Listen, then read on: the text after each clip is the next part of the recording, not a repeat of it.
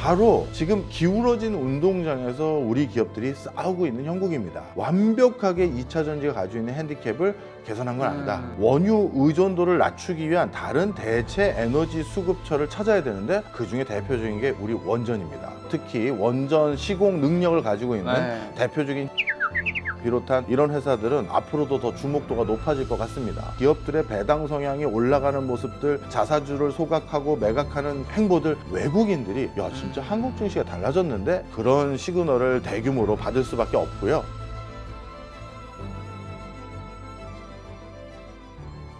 박선호 교수님과 지금 함께하고 있는데 전쟁이 계속되는 가운데서도 골드만삭스가 코스피 목표치를 7,000으로 얼마 전에 이제 상향했었죠. 이 중동 전쟁의 불확실성이 가득한데도 이렇게 전망을 한 낙관론의 근거는 뭔지랑 우리나라 증시 펀더멘탈 지금은 훼손된 거예요, 훼손 안 된 거예요?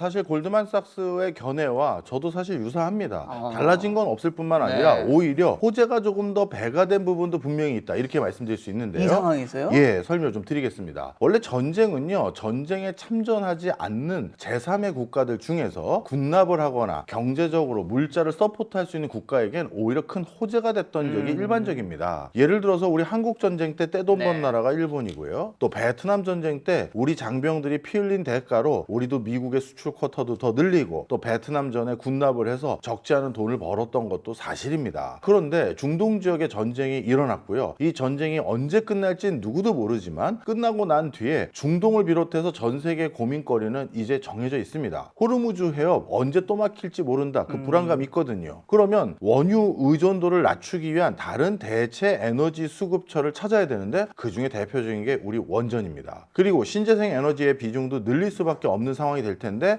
그때 반드시 또 배터리가 또 필요하게 되겠죠. 중동 지역 같은 경우는 이번 중동의 불안감이 단기간에 해결될 것이 아니라 또 촉발될 수 있다는 걸 이번에 또 확인한 셈밖에 안 돼요. 그러면 자연스럽게 자체적인 방어 시스템을 갖춰야 되는데 이런 때 우리 이미 천궁2가 상당한 유효성을 입증받았고요. 그리고 천광이라든가 추가적인 전략 자산들에 대해서도 중동 지역 국가들이 관심이 높아지고 있는 상황입니다. 그런 과정에서 한국 증시에서 반도체 말고 방위산업이라든가 2차 전지라든가 원전이라든가 심지어 전쟁이 길어지거나 확산됐을 때는 중동 지역의 전후 피해 복구 사업에 우리 건설 인프라가 또 들어갈 가능성도 많거든요. 재련산업. 맞습니다. 바로 이런 것들이 다 주목받는 과정에서 아마 골드만삭스도 한국 증시에 대해서 좀 더 긍정적으로 평가할 수 있는 여지를 둔 것 같습니다. 한국이 반도체뿐만 아니라 건설과 방산, 2차 전지, 원전도 있기 때문에 그런 전망을 한 거일 텐데 이렇게 다양하게 섹터에서 잘하고 있는 나라가 그렇게 많지는 않은 거죠? 그럼요. 사실 얼마 전에 유럽 학자들하고 얘기를 할 기회가 있었는데요. 한국이 이렇게 어렵다고 얘기하는 걸 보면 우린 너무 화가 난다라는 평가를 합니다. 영국 같은 경우는 이제 자체적인 자동차 산업이 없어요. 다 갖다 팔았습니다. 랜드로버, 제규어 전부 인도에 팔았고요. 우리는 가지고 있었던 산업도 없어졌다는 상황이고요. 독일 같은 경우도 지금 허우적거리면서 이제 메카닉이 아니라 다 전기 전자화되고 있는데 이 메카닉의 최강은 독일이었는데 전기 전자화 됐었을 땐 한국의 반도체 없이는 구현이 안 되거든요. 그러다 보니까 도대체 이 산업의 주도권을 독일이 앞으로 뭘로 가져갈지 고민을 많이 하고 있는 상황입니다. 정리하자면 우리 한국에 가지고 있는 중요성이 높아지고 있는 형국이다 이렇게 판단합니다. 자, 유가 급등으로 인해 중국 전기차 배터리 기업들도 반사이익이 얻고 있는데 ESS 에너지 저장 장치 수요 확대 맞물려 2차 전지 주가가 요즘 좀 좋아졌는데 이거 주도주가 될 수도 있는 건가요? 아직까지는 주도주까지 올라가기 어려워 보입니다. 많은 분들이 잘 모르시는 경우가 있는데요. 작년에 우리나라도 2차 전지를 만드는 데 필요한 히토류 일부를 간헐적으로 못 받은 적이 있습니다. 저는 이거를 의도도 있을 수 있다라고 판단하는 학자 중에 하나입니다. 예를 들어서 중국과 우리나라는 2차 전지라는 미래 먹거리를 두고 치열한 경합을 하고 있는 상황이에요. 그런데 안타깝게도 이 2차 전지를 만드는 데 필요한 주요 광물 자원들 중에 상당수를 중국이 독점적으로 전 세계에 공급을 하고 있는 형국입니다. 그러면 중국이 자국 기업에게 2차 전지 원료를 보내주는 시기와 가격이 훨씬 더 우리보다는 우호적일 수가 있겠죠. 바로 지금 기울어진 운동장에서 우리 기업들이 싸우고 있는 형국입니다. 물론 그래서 2025년 트럼프 대통령이 본격적으로 핵심 광물 자원에 대해서 동맹국들과 파트너십을 맺어서 안전감 있게 확보할 수 있는 방법을 찾아보기 위한 미 의회의 법안 통과, 그리고 올 1월 달은 그거에 기반으로 한 행정명령까지 전부 수립을 해서 진행을 할 예정인데요. 아직 시작된 건 아니거든요. 그래서 이런 것들로 인해서 중국에 의존하지 않는 광물 독립성, 이걸 확보하기 전에는 완벽하게 2차 전지가 가지고 있는 핸디캡을 개선한 건 아니다, 이렇게 보고 있습니다. 또 얼마 전에 미래에셋증권이 순이익이 40%를 주주 환원하며 역대급 배당을 단행했고, 그 기사 나오고 난 다음날 주가가 굉장히 크게 오르더라고요. 그럼 앞으로도 주주 환원 정책이 잘 되어 갈 것 같은 기업을 고르는 방법이나 기준은요? 네, 간단합니다. 주인 없는 회사입니다. 주인 없는 회사. 예, 우리나라 같은 경우 주인 없는 회사의 주인은 사실 국가입니다. 주주 환원 정책을 강하게 해라, 그리고 주주에게 배당을 더해라, 자사주 매입해서 소각해버려라, 이런 정부 지침이 떨어졌는데, 개인 기업, 사기업의 회장님들은 또 자기 생각들이 있을 거 아니겠습니까? 있죠. 그럼 그 사람들이 그거에 대해서 동조하면서 네. 적극성을 보이는 건 시간이 걸릴 수도 있어요. 그렇죠. 그런 과정에서 정부 정책에 가장 부합하는 행보를 가장 먼저 할 수 있는 건 회장을 정부가 임명하는 회사들입니다. 그 자리에 올라가기 위해서 자기소개서 쓰고 PT할 때 제가 주주 환원 적극하겠습니다라고 해서 그 자리를 득한 사람들인데 그걸 안 하겠어요? 그러다 보니까 금융지주 회사들이 그런 시그널을 대규모로 받을 수밖에 없고요. 그 다음에 증권사를 비롯한 금융회사들인데요. 왜냐하면 대표적인 규제 산업입니다. 금융위에서 또는 금감원에서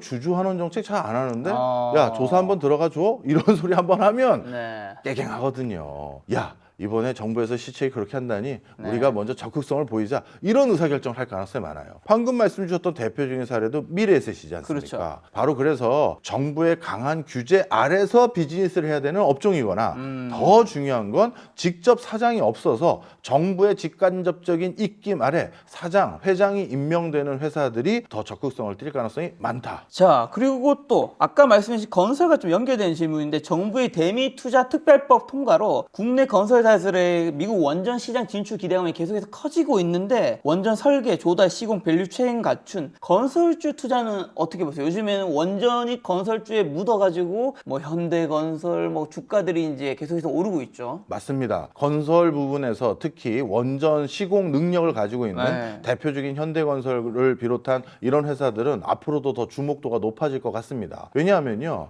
AI와 관련돼서 이제 보편화되는 시점에 어느 나라도 완벽한 전력 수급에 대한 대안을 찾았다, 이런 나라가 없습니다. 그리고 신재생 에너지가 중요하죠. 저도 신재생 에너지를 영순위로 검토해야 된다는 데는 이견이 없습니다. 하지만 이 신재생 에너지는 기후 환경이 뒷받침되어 주지 않으면 그 비중을 의미 있는 수준으로 더 늘리는데 어떤 실링들이 다 있어요. 덴마크 지역처럼 바람이 365일 계속 불어주고, 바람이 불 때도 한쪽 방향에서 한쪽 방향으로 불어주면 풍력으로 과반 이상의 전력 생산할 수 있습니다. 근데 우리는 그런 바람이 아니거든요. 30초 전에는 오른쪽에서 왼쪽으로 불다가 30초 뒤에 왼쪽에서 오른쪽으로 불면 그 바람개비 같은 건 멈춰 있는 거예요. 바람개비요?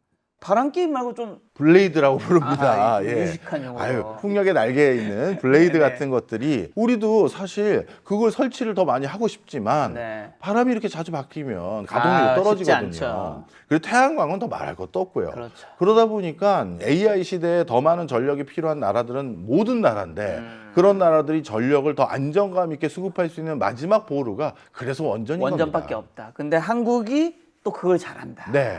한국 증시가 정말 크게 상승을 하다가 이란 사태로 인해서 중동의 지정학적 리스크로 크게 1000포인트 가량 떨어지다 보니까 솔직히 좀 어느 정도 벌었다가 이제 언제나 고점이 저희 본전인 거잖아요. 저희 심리상에서는. 예. 거기서는 약간 좀 잃다 보니까 굉장히 걱정도 되고 불안도 하고, 왜냐하면 요즘에는 증시가 이 급등락이 너무 심하다 보니까 제 일을 하는데도 영향을 미치더라고요. 그럼요. 막 촬영 중에도 잠깐 막 MTS 같은 거 막 확인하고 싶고, 그러게 아마 저뿐만이 아니라 여러분들도 있을 것 같아서 박정희 교수님께서 특별 세미나를 준비했다고요. 예, 맞습니다. 사실 이제 전쟁 때문에 금리 기조도 완전히 바뀔 것 같고요. 물가에 대한 전망도 바뀔 것 같고, 전쟁과 국내적인 여러 이슈들로 인해서 정책적인 변화들도 같이 일어날 것 같습니다. 그리고 지정학적인 리스크 때문에 주도주도 바뀔 것 같아요.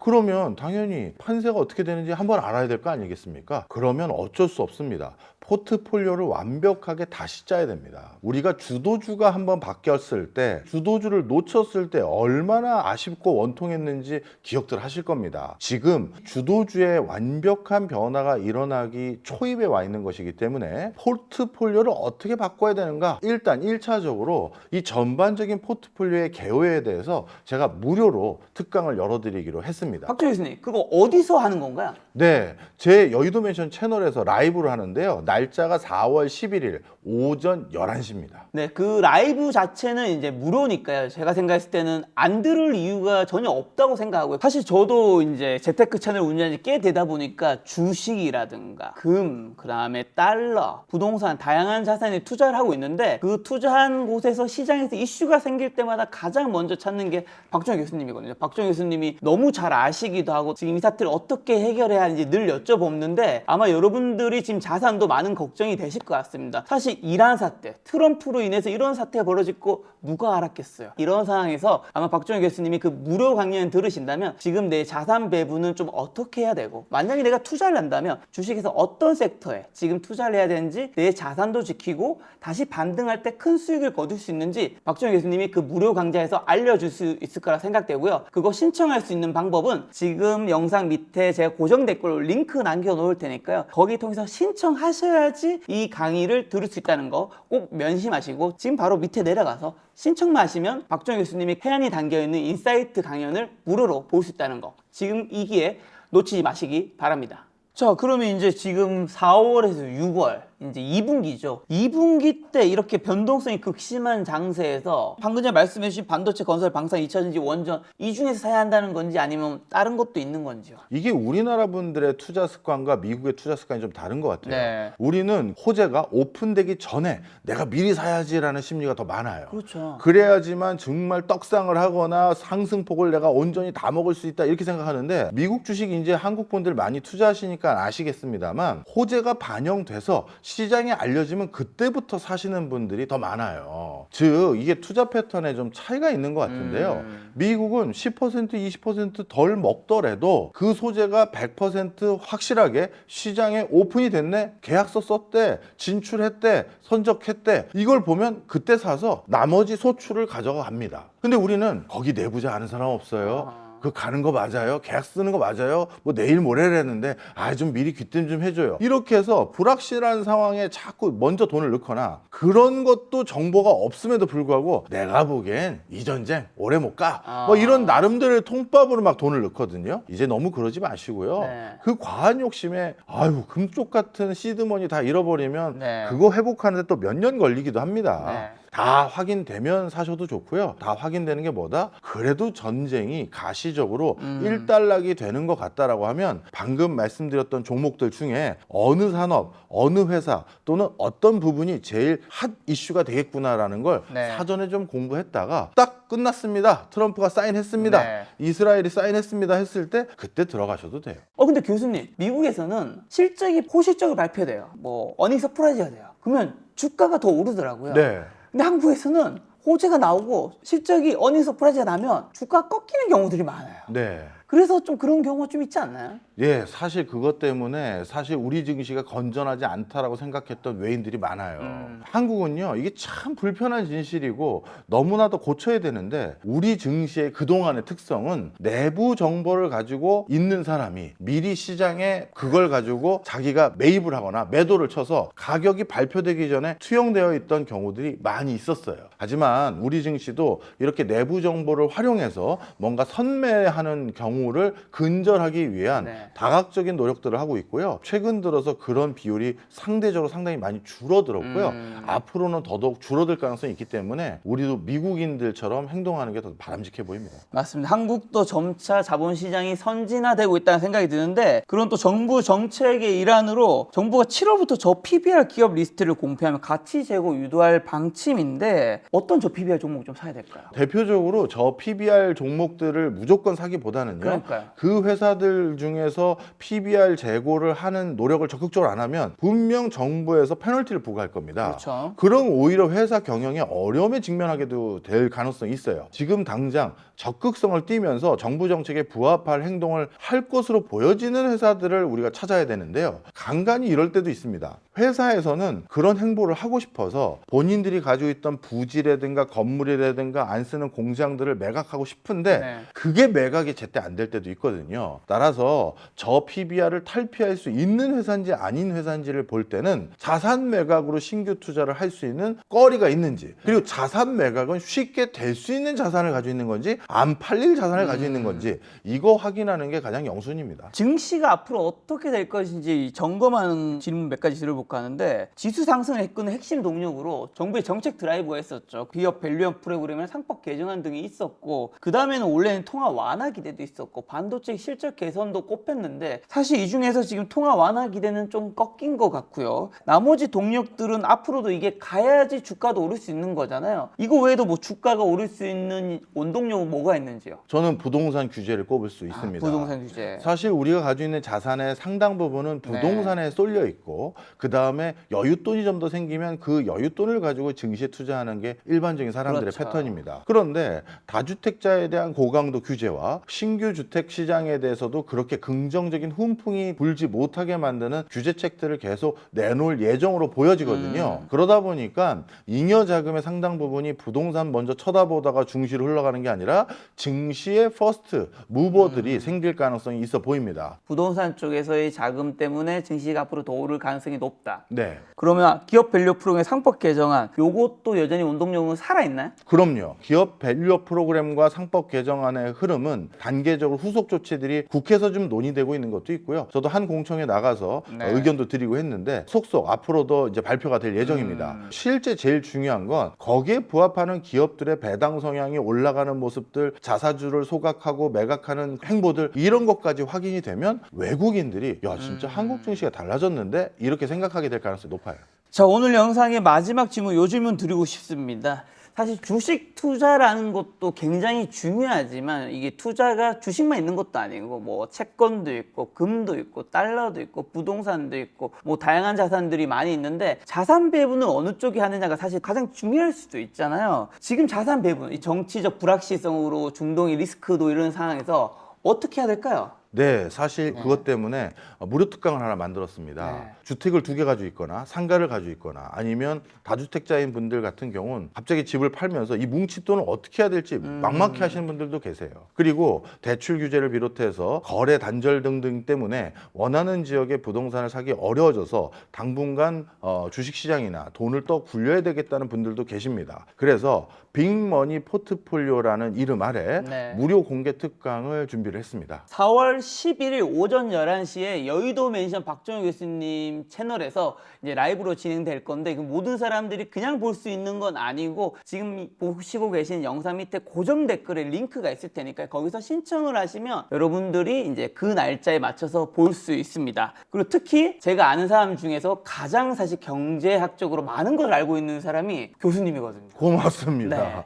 제가 또 얼마 전에 사실 청와대에서 이제 대통령 주재에 자본시장 간 다음에 이제 사회가 있었는데, 행사 준비를 해야 되잖아요. 네. 경제 공부를 해야 돼서 제가 가장 먼저 찾아간 사람이 바로 여의도에 있는 박정희 교수님 만나서 경제 가외를 좀 받았어요. 네. 왜냐하면 그 진행을 하려면 뭔가 제가 좀 더 잘 알아야 되잖아요. 그래서 그런 교수님이기에 아마 자산 배분은 어떻게 해야 하는지, 그리고 지금 이 시점에서 주식 투자는 어떻게 해야 하는지 명쾌하게 알려줄 수 있는 거죠. 명쾌하게 알려드리려고 노력 많이 했으니까요. 관심 네. 가져주셨으면 합니다. 네, 여러분 고정 댓글 확인해 주시고요. 또 다음번에 박정희 교수님과 좋은 콘텐츠 한번 만드는 시간 가져보도록 하겠습니다. 오늘 만나는 손님은 박정희 교수님이었습니다. 지금까지 여러분 소중한 시간 함께해 주셔서 정말 감사합니다. 오늘도 김 작가였습니다. 고생 많으셨습니다.